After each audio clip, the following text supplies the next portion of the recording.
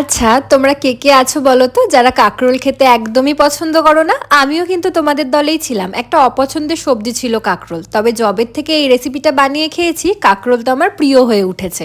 তাই জন্য গ্যাসে একটা পাত্র বসিয়ে তাতে জল দিয়ে সামান্য নুন দিয়ে হাফ করে কেটে রাখা কাঁকরোলগুলোকে সেদ্ধ করে তুলে নেব। তারপর একটা ছোট চামচের সাহায্যে এক এক করে সমস্ত কাঁকরোলগুলোর মাঝের বীজটা তুলে নেব। একটা ছোট বাটির মতো দেখতে হয়ে যাবে। তারপর একটা মিক্সিং জারে ওই বীজগুলো, সামান্য নারকেল কুচি, দুটো কাঁচা লঙ্কা, তার সাথে 1 চামচ হলুদ সর্ষে, 1 চামচ কালো সর্ষে, সামান্য নুন দিয়ে একটা স্মুথ পেস্ট তৈরি করে নেব।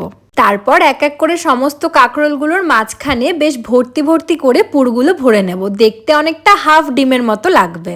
আর পুরটা সামান্য বেঁচে গেলে তোমরা গরম ভাত দিয়ে একবার এটা মেখে খেয়েও দারুণ লাগে। সমস্ত কাঁকরোলগুলোতে পুর ভরে নিয়েছি। এদিকে একটা বাটিতে 2 চামচ ময়দা, 2 চামচ বেসন, 1 চামচ সুজি, সামান্য কালো জিরে, পরিমাণ মতো লবণ, সামান্য হলুদ, কাশ্মীরি লঙ্কার গুঁড়ো আর জিরে গুঁড়ো নিয়ে নেব।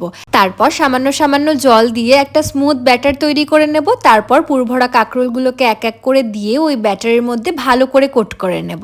এদিকে গ্যাসে কড়াই বসিয়ে তাতে সাদা তেল দিয়ে গরম হয়ে গেলে একে একে কাঁকরোলগুলোকে ছেড়ে দেব। গ্যাসের ফ্লেমটা লোতে রেখে উল্টে পাল্টে লাল লাল করে কাঁকরোলগুলো ভেজে নিলেই আমাদের পুর ভরা কাঁকরোল একদম রেডি হয়ে যাবে। তবে আর দেরি কিসের, আজই বানিয়ে ফেলো। যারা কাঁকরোল পছন্দ করে না, কথা দিচ্ছি তাদেরও এটা খুব ভালো লাগবে।